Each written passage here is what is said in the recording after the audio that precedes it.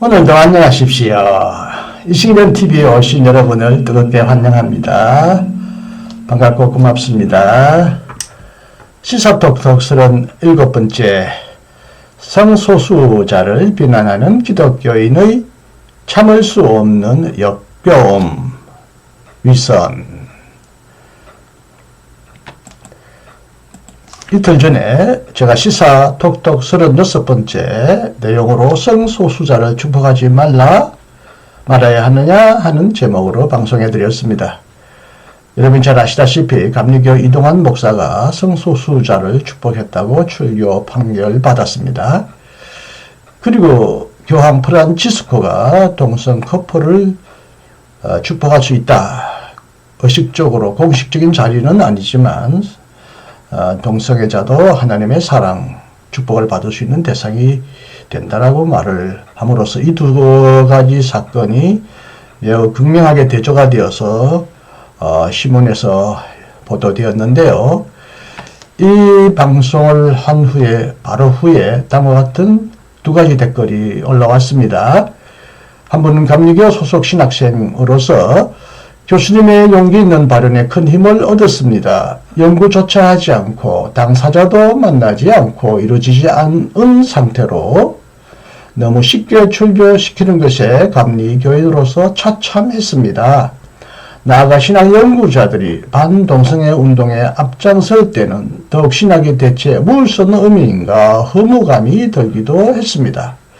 그럼에도 교수님과 같은 분들이 용기 내어 목소리를 내어주시면 젊은 신학도들에게 정말 큰 힘이 됩니다. 교수님 말씀처럼 정말 신학의 각 분야의 연구자들이 모여 연구하고 토론하고 의견을 나누는 장이 만들어지고 그곳에 당사자들과의 만남이 이루어져 교회가 더욱 성숙한 모습을 보여주었으면 좋겠습니다. 감사드립니다. 네, 제 방송 내용에 동의하고 또 용기를 얻었다고 감사하는 글을 올려주셨는데요. 또 한 분은 매우 짧게지만 이렇게 매우 도발적인 매우 강한 어투의 댓글을 다셨어요. 교황이 저 그리스도인가 하찮은 미물이 하나님을 대적하는구나. 네, 마틴 루터 이래 많은 분들이 교황을 적그리스도라고 비판했었죠.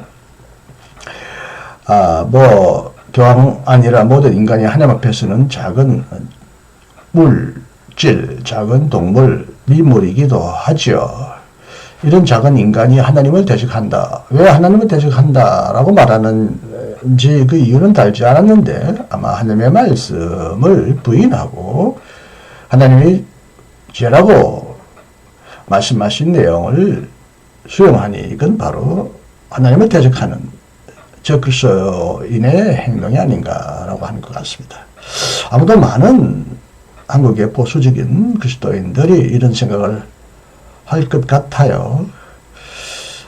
제가 저의 유튜브에 동성애 관련된 동영상을 상당히 많이 올려드렸기 때문에 아마 이것 때문에 다른 내용을 보고 구독을 신청하신 분들이 이 동성애 내용에 대해서 일종의 거부감을 가지고 탈퇴하시거나 또 가입 못하시는 분들이 계시는 것 같은데 그것은 중요하지 않고요.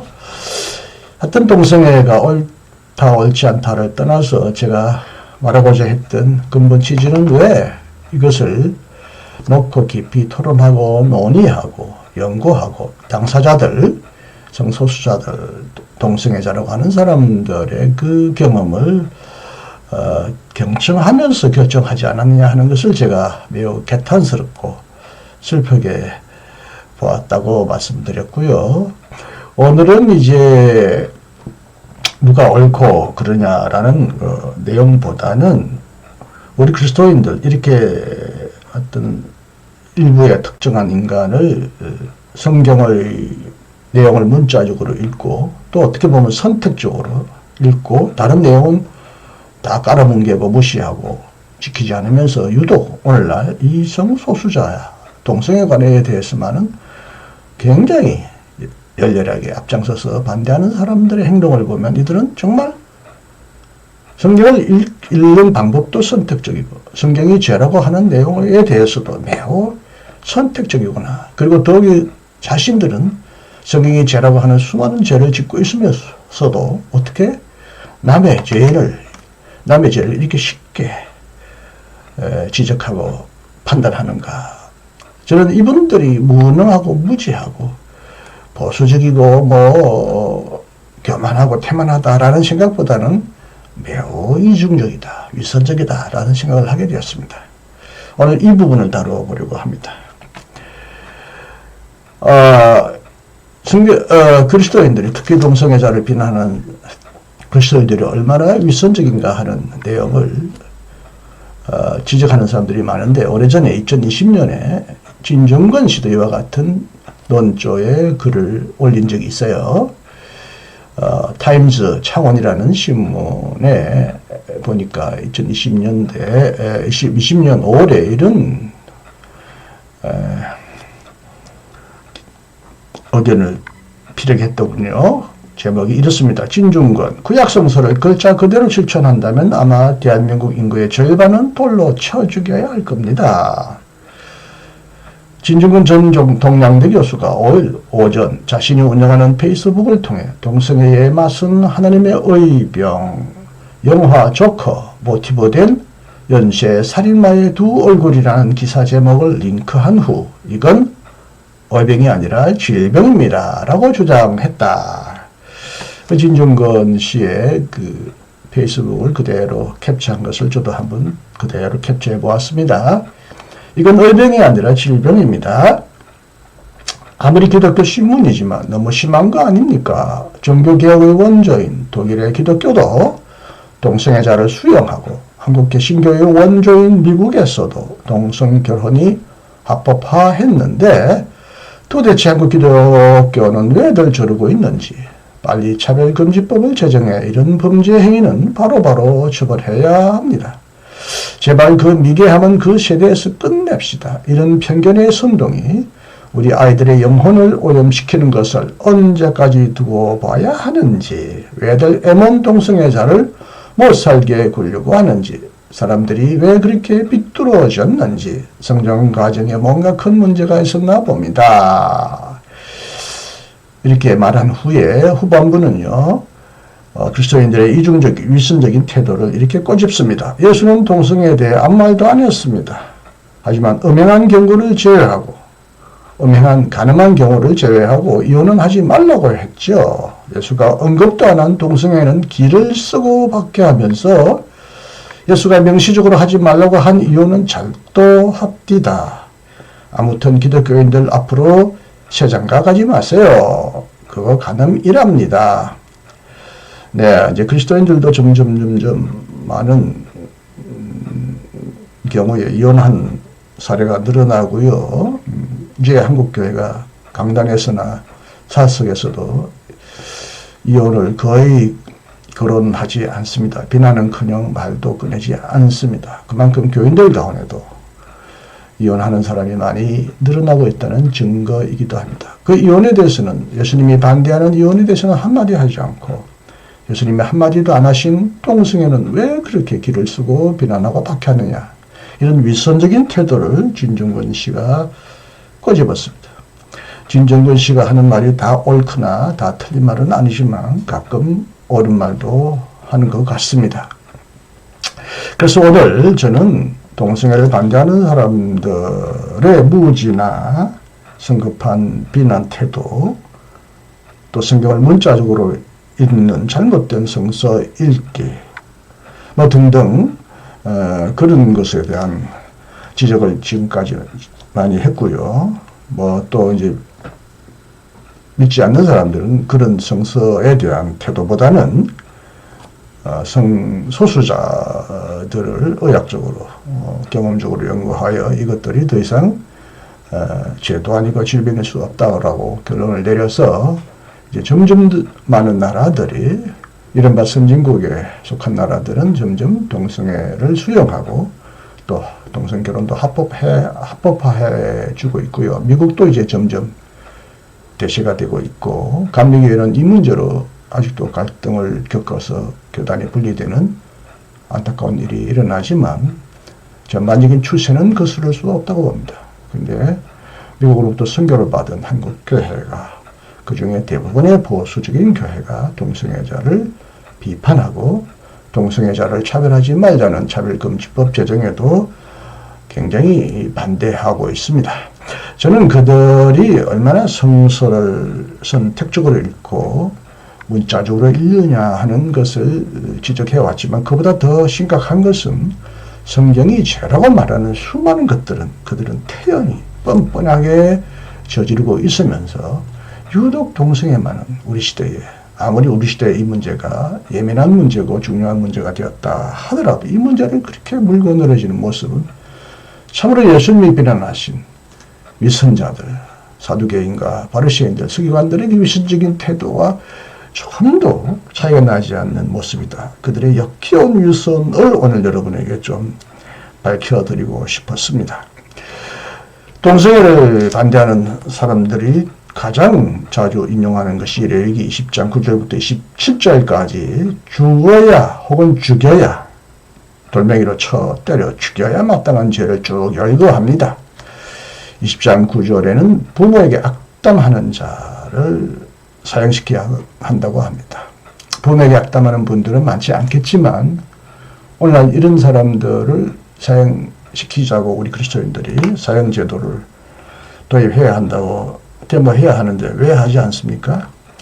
그 외에도 이제 이웃 아내와 간통했다. 그리고 이제 부인, 아비의 부인과 자기 어머니나 혹은 뭐 계모나 이런 사람들과 간음했다. 또 며느리와 간음했다. 13절은 이제 동성애와 같은 현상을 말합니다만은 대부분 이제 여기 보면 16절은 이제 짐승과의 교적, 수간을 또 말하고요. 또 17절부터 이후에 계속 근친상간을 또 추방하거나 죽여야 할 죄로 열거하고 있고요. 20절, 21절도 그렇습니다. 그 다음에 23절, 24절 이런 얘기를 쭉, 다른 얘기를 좀 하다가 다시 24절에는 이제 정한 짐승과 부정한 짐승을 가려야 한다라고 합니다. 레위기 보면 이제 정한 깨끗한 짐승과 불결한 더러운 짐승을 가리는데, 비늘이 있지 않은 생선을 먹어서도 되지 않고 굽이 갈라진 동물, 근데 그 돼지와 같은 고기를 먹어서는 안 된다. 굽이 갈라지지 않았거나 되새김하지 않은 짐승을 먹지 말라라든지, 또 하나는 이제 연체동물, 낙지, 문어, 오징어와 같은 이런 것들도 먹지 말라고 하고요. 또 여기 보면 24절에 보면 땅에 기는 것도 부정하다라고 말합니다. 땅에 기는 것이 뭘까요? 뭐 우리가 뱀을 생각하지만 땅에 기는 여러 가지 이제 곤충들도 만지거나 먹으면 부정하다고 말합니다. 27절에는 이제 죽은 사람의 혼백을 불러내는 사람, 초혼자들, 무당 백수들도 죽여야 마땅하고요. 특히 점쟁이도 여기에 포함시키고 있습니다. 점을 치는 사람들. 우리 그리스도인들이 뭐 이래 수간이나 근친상간은 하지 않겠지만 부정한 음식을 먹는다든지 점쟁이를 찾아가는 경우도 많이 있다고는 들었는데요. 여기만 보더라도 동성애 하지 않아도 다른 제목에서는 많이 끌려 넘어가는 그리스도인들이 있을 것입니다. 오늘 이런 사람들을 향하여 비난하고 죽어야 마땅하다라고 말하는 사람이 없을 것입니다. 더욱이 사실은 문자적으로 읽으면 동성애자들이나 이렇게 성경이 그 많은 근친상간하는 사람들을 돌로 쳐 죽여야 하는데 왜 그걸 문자적으로 말하지 않습니까? 세상의 법이 금지하기 때문에 못한다고요? 세상 법 따라 삽니까? 그리스도인들은 하나님의 말씀을 1.1획 무한 말씀으로 믿고 무조건 지켜야 한다면서요. 또 사실요, 랍비들도 이 조항이 매우 남용되거나 오용될 것을 두려워해서 매우 조심스럽게 이 조항을 적용했고, 실제적으로 그래서 돌로 맞아 죽는 사람은 많지 않았다고 보는데, 저번에 이렇게 옛날에 이제 사형법이 이렇게 굉장히 잔인했죠. 요즘은 이제 제도적으로 사법기관을 통하여 이제 범죄자를 심판하고 재판하면서 벌을 주는데요. 어쨌든 과거에 이 제정 일치 시대에는 하나님의 말씀이 곧 사회법이고 도덕법이고 생활을 규정하는 법이었기 때문에 이런 사람들은 그 즉시 공개 재판을 하거나 공개적으로 처형하는 일이 자주 있었던 것 같습니다. 오늘 핵심은 참을 수 없는 역겨움 위선이라고 제가 말씀드린 대로 오늘 이동성애를 비난하는 사람들 중에 오늘 내리기에 나오는 이 조항을 하나도 어기지 않는 사람은 뭐 비난할 자격이 있다고 할 수 있겠습니다만은 과연 그럴까요? 더욱이 성경은 이 법을 외에도 해서는 안 될 수많은 범죄 또 해야 하지만 하지 않고 않는 죄, 뭐 이런 죄, 또 손발로만 범하는 죄만이 아니라 마음으로 범하는 죄도 성경은 하지 말라고 말씀합니다. 예컨대 간음하는 자를, 여기 보면 대부분 간음한 자를 향한 가혹한 형벌을 열거하지만 예수님은 마음으로 음심을 품은 것도 간음이라고 그랬고요.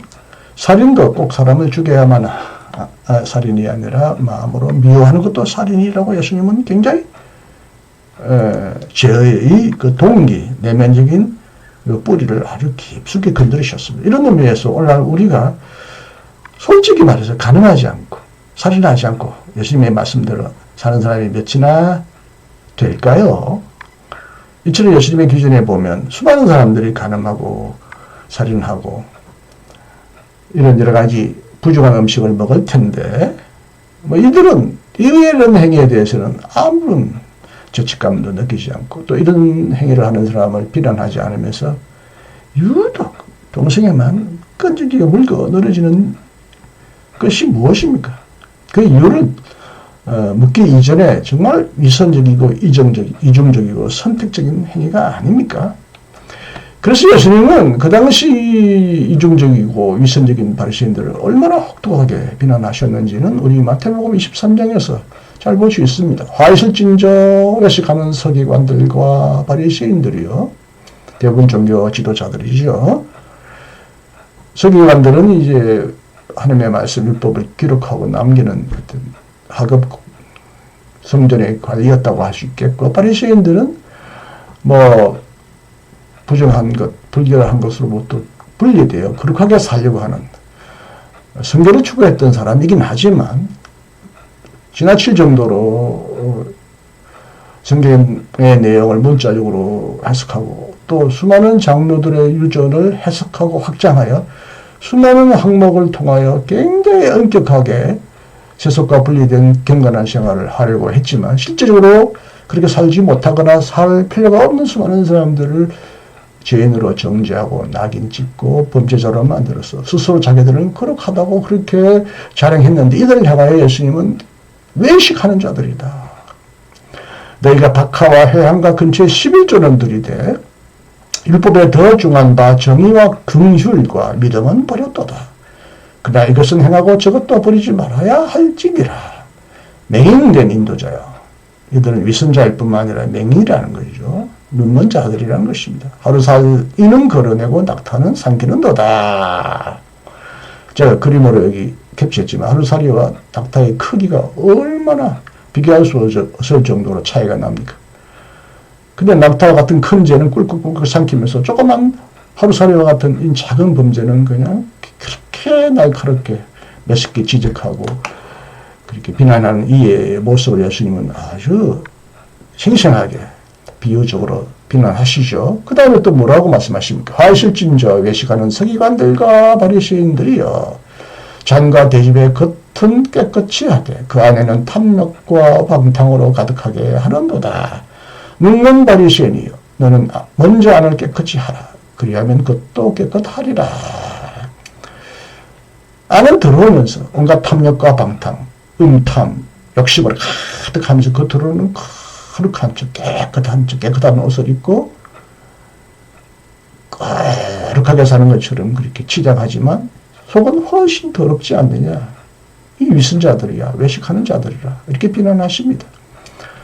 그리고 이어서 이렇게 말씀하십니다. 화실진저 외식하는 서기관들과 바리새인들이여 회칠한 무덤 같으니 겉으로는 아름답게 보이나 그 안에는 죽은 사람의 뼈와 모든 더러운 것이 가득하도다. 이와 같이 너희도 겉으로는 사람에게 옳게 보이되 안으로는 외식과 불법이 가득하도다. 정말 겉과 속이 깨끗하고 하나님의 모든 말씀을 그대로 100% 지키는 사람이라면 나는 수많은 죄를 지적하고 비난하는 것을 나는 이해합니다. 근데 예수님 말씀하신 대로 자기 눈에 들어가 있는 들보는 모르고 빼내지 않고 남의 눈에 있는 티만 잡고 공격하는 사람들, 이게 얼마나 가증스럽고 외식적이고 위선적이냐 이거죠. 간과 관련해 예수님이 그 당시 지도자들, 종교 지도자들을 비난하신 중요한 내용 여러분이 잘 아시다시피 현장에 가늠하다 잡혀온 여인을 돌로 쳐 죽이라고 할 때 죄 없는 자가 먼저 돌로 쳐라. 너희들도 알게 모르게. 사실 남자들은, 옛날 여자들은 쉽게 이혼할 수 없고 가늠하면 맞아 죽어야 하지만 남자들은 몰래도 가늠하지만 또 아내를 버릴 수도 있었고 성경에 보면 첩을 여러 명 둔 사람들, 예컨대 아브라함이나 이런 사람들도 나오지 않습니까? 그리고 홀로 깨끗하게 살았다 하더라도 마음으로 가늠하지 않는 사람, 음식을 품지 않는 사람이 어디 있겠냐 이거지. 속은 온갖 음식과 탐욕과 불결한 것으로 가득 차 있으면서 겉으로는 가늠하지 않았다고 저렇게 불쌍하여 어떻게 보면 먹고 살 게 없어서 몸이라도 팔아야 될 만큼 처참한 저 민중 여인의 삶을 일방적으로 재단하고 비난하느냐. 예수님은 그렇게 생각하셨던 것 같아요. 오늘날 동성애자와 동성애를 지지하고 축복하는 사람들을 정죄하고 축출하고 징계하는 사람들이요, 목사님들이요, 장로님들이요, 당신은 과연 그보다 더 큰 죄를 안 지고 있습니까? 당신은 죄 없어서 그렇게 연약한 힘없는 젊은 목회자를 축출하고 추방하고 그래서 교회를 지킨다고 말하지만 교회 안에는 얼마나 많은 음심, 탐심, 욕심들이 우글거리고 교회가 얼마나 많은 죄를 짓고 있습니까? 교회 안에 있는, 그리고 자기 안에 있는 더러운 것부터 먼저 몰아내고 그리고 남을 지적하십시오. 그리고 정말 인간이 연약하고 부족하여 많은 죄를 지어서 회개하고 통회하는 사람들은 남을 쉽게 또 비난하지 못합니다. 같은 심정으로 그도 얼마나 힘들고 연약했으면 저런 죄를 지었거나. 죄는 미워하지만 죄는 쉽게 미워할 수 없는 것을 알게 됩니다. 자, 이런 의미에서 오늘날 성소수자를 비난할 뿐만 아니라 그들을 축복하는 사람들조차 비난하고 출교하는 이 특히 그 감리교의 현상을 보면서 그 전에 이제 변선한 홍정수 교수님을 축출한 사례를 또 떠올리게 되고요. 우리 성교교회도 과거에 훌륭한 한 분을 축출한 경우가 있는데 아직도 그것에 대해서 진정한 해결을 하지 않으면서도 그보다 더 큰 죄와 위선적인 행동을 하고 있는 현 교회의 모습을 보면 정말 역겹고요. 토할 것 같은 참을 수 없는 역겨운 위선자들의 모습을 보게 됩니다. 네, 긴 말 하지 않겠습니다. 성소수자를 비난하는 기독교인의 참을 수 없는 역겨움, 위선, 오늘의 위선적인 측면에서 이 성소수자의 문제를 함께 고민해 보았습니다. 부족한 강의를, 자꾸 제가 대학에서 강의하다 보니까 강의란 말이 입에서 자꾸 나오는데요. 부족한 제 방송을 끝까지 경청해 주셔서 감사합니다. 다음 시간에 다시 뵙기를 기대하겠습니다. 안녕히 계십시오. 이신근이었습니다.